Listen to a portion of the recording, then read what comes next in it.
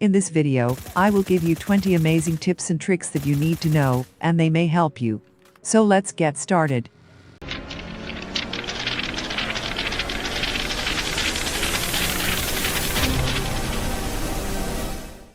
Moving vehicle seat swap. When you see an enemy while you're driving vehicle, you can swap your seat and start shooting. By doing this, you may lose some of your critical accuracy, but it's still better than jumping from a moving vehicle and losing 80% of health. You may need to be careful while doing this because your vehicle will hit the brake when you swap seats and eventually stops moving, which makes it easier for enemies to kill you. So it's better to get down from the vehicle and find a cover. Speaking of cover, you can use your vehicle as cover in some situations. But there's a gap between tires. From this gap you can get shots, so it's better to burst the tires and use the vehicle as cover. Now I think you might be safe from getting shots from below the vehicle. This vehicle is still usable, but not as fast as before. And also this depends on vehicles. Make sure you only burst 2 tires on the same side, or it might be tough for you to travel. Or sometimes you don't need to burst the tires, it depends on the situation.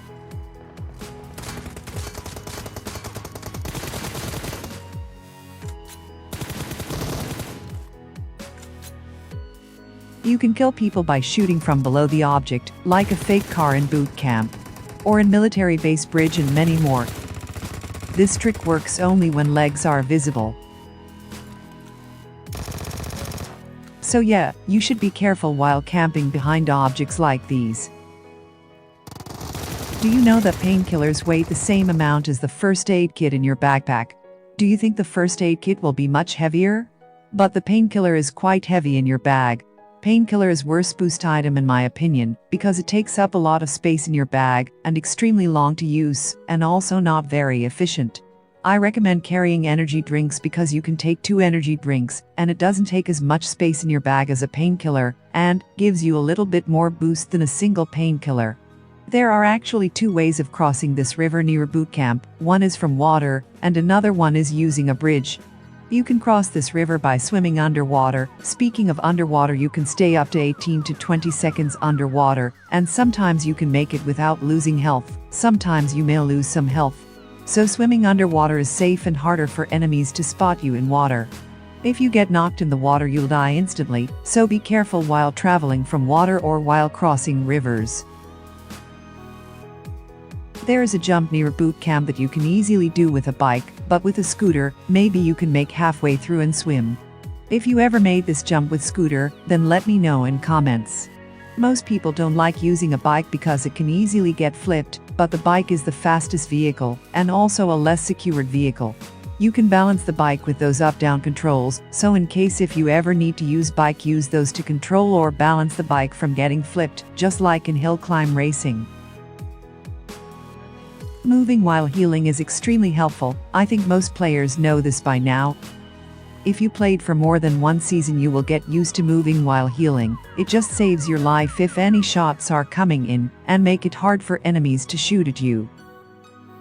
And the next tip is for gyroscope players only. Having a different sensitivity for sniping and spraying is really helpful.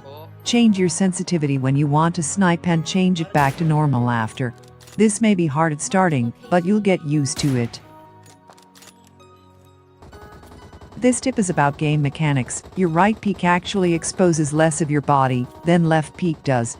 It's basically the way the character model works. Left peek is going to reveal more of your body, means bigger hitbox, and more chances of getting hit than if you right peek.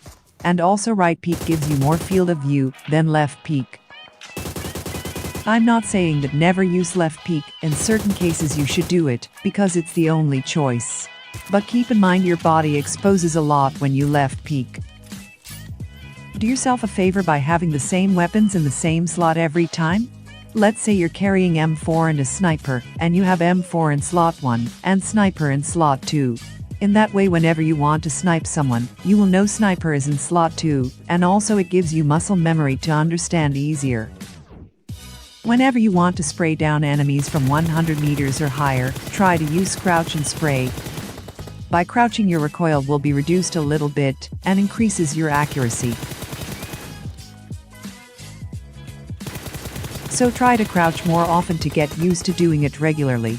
And if you can't able to control recoil and enemy is so far, then you prone and start shooting. By using prone, your recoil will be reduced almost half, I think so, and it will be harder for enemies to shoot back at you because of smaller hitbox.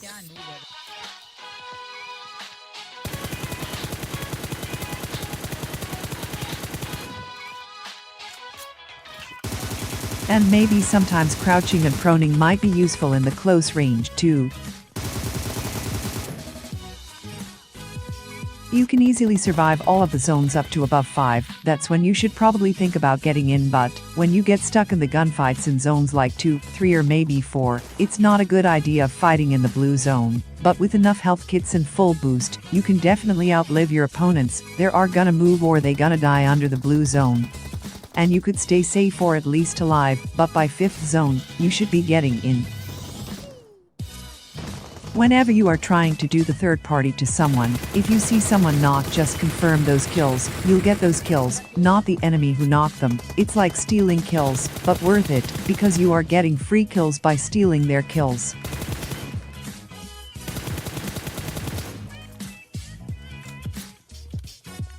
Cooking those nades is probably one of the most important things to learn. However, you want to learn it either going training grounds or count in your head and getting lucky. If I start throwing nades behind that house, those guys will have plenty of time to get away. However, if I cook it perfectly, and this guy will die and not stand a chance of getting out. So do yourself a favor by getting really good at cooking these nades, because they make you a better player. And next thing is pre-fire. Pre-fire plays an important role. Whenever you want to push, do it with a pre-fire, it always helps, and do it more often to get good at it. The more you play, the more common hiding spots you know. If you have intel on someone's position, you should pre-fire obviously, since you are already putting shots down range, and the person is still reacting. On defense, pre-fire as well. When attackers try to push an object, it will make them hesitate or slow down, and cancel out their peeker's advantage. If you don't have intel of someone being in a room but you are still clearing it, just quick peek the room, look for someone, and if you do see someone, pre-fire on the re-peek. Otherwise, just quick peek and pre-aim every angle as you go. I wouldn't worry too much about giving away your position, since most people know what's going on without having confirmed intel. Most people check everything anyways. Having more than 3 smoke grenades will definitely help you in the final circle. When you want to loot a crate during an open battlefield, use smokes. When you want to rush into a building from open ground, use smokes. When you want to make enemies fool with a fake grenade, use smokes. So here in my case, I'm rushing in the open field, and I use few smokes to give me good a cover and distract them. Try to use the highest sound settings for headphones or earphones, which makes easier for you to listen to enemies' footsteps and locate them easily. Gun sounds will be loud at starting, but if you keep on playing on highest sound settings, you'll get used to it. And finally, having a great game sense. For example, some people who are new to the game will prone in the grass, thinking that they are safe and covered up by all the grass. Well, they don't understand that grass only renders about few hundreds of meters, so my enemy is almost 100 meters away, and he thinks that proning in the grass is safe. But from my angle, I cannot see any grass, because it does not render that far. So how to improve your game sense? Well, by playing and understanding how game works, the more time you spend on the game will increase your game sense, and also try to watch some esports, which will give you some more details about game sense and how pro players play. So yeah, that's it for this video. Thank you for watching this far. If you learned something new, hit that like button and share this video with your friends.